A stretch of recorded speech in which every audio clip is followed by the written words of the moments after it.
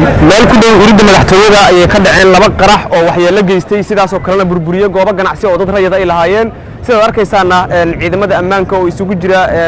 kuwii mina baarista iyo kuwo kale oo dawladda Soomaaliya ka tirsan ayaa wada baaritaano la xiriira qaraxan iyo saameyntiisa iyo sida ay wax u dhaceen sidaas oo kale waxaana loo xaqiijiyay in 6 qofood oo ahaa dadkii waxyeelladan geystay ee gawaarida isqarxiye waday in ay goobtan yeelan midadkoodii oo lagu hayo laakiin naloo diiday inaan duubanno oo aan cadayn ahaan u aragno sidaas oo kale waxa kamid ah kuwa burburay goobahan oo iyagu goobo ganacsi ahaa maamulka degmada Waaberi oo isaguna degmo ahaan halkan ka taliya ayaa jooga oo isaguna waxyeellada iyo sida wax u dhaceen kormeeraya wariyaasha sidoo kale waxa loo diiday in si rasmi ah u soo tabiyaan qasaarihii dhacay iyo sida wax u dhaceen sidaas oo kalena wili waxa muuqata saameynta u geystay qaraxu gaariga qarxay ayaa u muuqanaya midaan yareyn oo marka loo eego birihii ku rakibnaa iyo kuwa meesha yaala ay saameyntiisu tahay dad goob joogayaal ayaa nooga warramay qaraxa iyo qasaarihiisa iyadoo dadka aan la hadalnayn ay ku jiraan dad guryahoodii aan ugu tagnay oo ay ku dumeen oo saameynta ka dhacdana ay qayb ka tahay in waxyaabihii qarxay ay guryaha ugu galeen oo xitaa guryihii ay ka saameeyeen mar aan damacno inaan cararno ayaan markii guriga meel laxaq isugu nimid annagoo damacsan inaan iska baxno ayaa qaraxi dhacay qaraxii ka horeeyana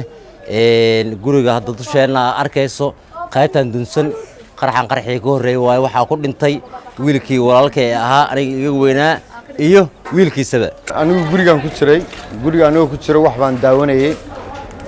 anoo daawanayo film dagaala ayaan xabadaan maqlay xabadii markaan maqlay wixii baan joojiyay dibadaan u soo baxay waan eegay xabadaa socdaan xabadii anoo daawanayaan leeyahay yaa isku riday xabadii baan markiiba waxaan la kulmay qaraxii meel fog buu ii tuuray muraayadii waxaan dhaxgalay anoo jiifo haddana xabada kalaan maqlay xabadii markaan maqlay waxaan siri malaha qaraxii koowaad ka baa ugu dambeeyay haddana markaan saa u soo baxay kii labaad baan maqlay socodka wadooyinka magaalada Muqdisho ka warqabna maalmahanba inay si aad u daran loo adkeeyay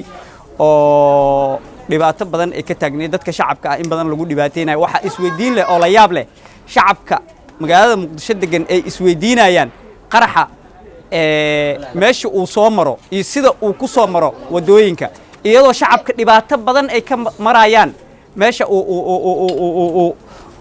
qaraxa sida fudud uu ku soo maro waxa xaqiiqo in qaraxa sida fudud uu wadooyinka ku soo maro waxa xaqiiqo ah in ay shacabka ay dhibaato badan ka soo maraan soo maritaankeeda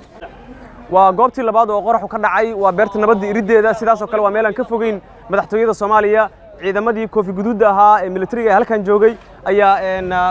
meesha ay wax ku baaraan ama gabarida ay ku baaraan iyo qaraxu ka dhacay sidaas oo kale guud ahaan dadku waxay isweydiinayaan wadooyinka magaalada oo xiran iyo qaraxyada goobaha ay soo mareen laakiin su'aashaasi cidda ay mudan tahay in la weydiiyo ayaan jawaabta ka keeni doonaa haddana waxaa ku sugan kooxdii gobolka Banaadir ka socotay ee loogu talagalay nadiifinta goobaha wax ka dhacaan ilaa iyo haddana wixii soo kordha ayaad daawan doontaan maqlina doontaan dadka ku xiran goobjoog